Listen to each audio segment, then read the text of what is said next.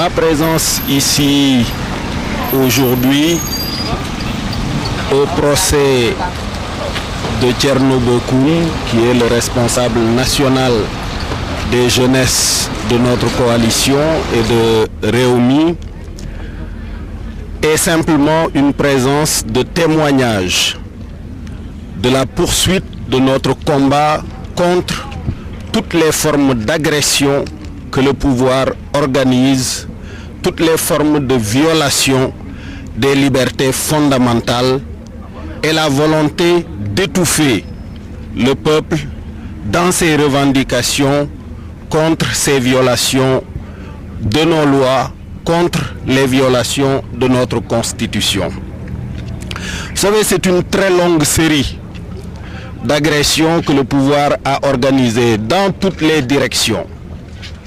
Vous vous souvenez de l'assassinat d'une lutte normale contre cette énorme violation du suffrage des citoyens par l'installation des délégations spéciales. Vous avez vu des organisations de nervis s'attaquer à des institutions municipales comme la mairie de Barthélémy Diaz. Vous avez vu l'arrestation de Malick Noël Seck. Vous avez vu les interdictions abusives de manifestations pourtant garanties par la Constitution du Sénégal. C'est contre l'ensemble de ces violations et agressions que nous entendons clairement livrer un message de détermination et de fermeté dans la défense des libertés fondamentales garanties par notre Constitution et dans notre combat contre la violation de la Constitution de notre pays.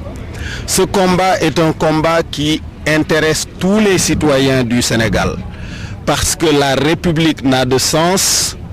Le pays ne sera en paix et en stabilité que lorsque ces libertés fondamentales seront garanties et lorsque surtout les tenants du pouvoir se conformeront à la loi dans leurs différents agissements. Le pays est en danger. Lorsqu'un chef d'État en exercice avoue publiquement que les magistrats agissent sous sa dictée, mais personne n'est plus en liberté, personne n'est plus en sécurité.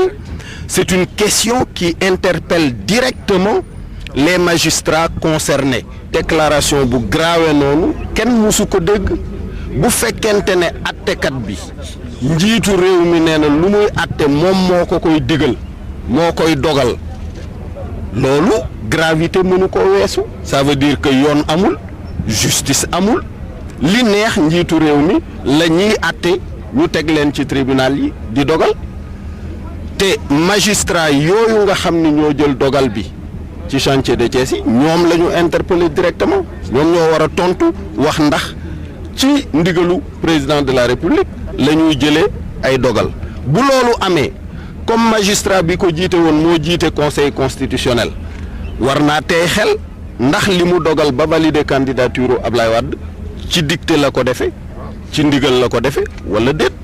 Loolu daal li muy tegtale mooy yoon amatu fi, njub amatu fi, dogal bu jaar ci yoon ak justice indépendante amatuñ fi. Man dégguma déclaration bi ba léegi mënuma gëm ni chef d'État mën na wax lu rëy noonu njaaxum bu toll noonu. Moo tax vraiment dama jaaxle, j'étais extrêmement surpris qu'un chef d'État en exercice avoue s'immiscer dans le fonctionnement de la justice de son pays à ce niveau-là. C'est d'une très grande gravité. Mbokku Sénégal li nga xam ni moo ñu indi fii tey ci tribunal bi ci procès bi nga xam ni def nañ ko contre Thierno Bocoum nga xam ni mooy responsable national mouvement jeune Rewmi di suñu parti di suñu coalition. Dafa bokk ci xeex bi nga xam ni moom la ñuy xeex contre jalgati yu dul jeex yi nga xam ni régime bi ñoo ngi koy jalgati ak yelleefu doomu aadama.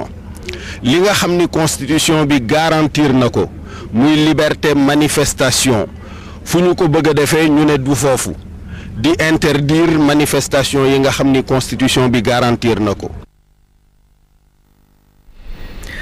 Le candidat Oumar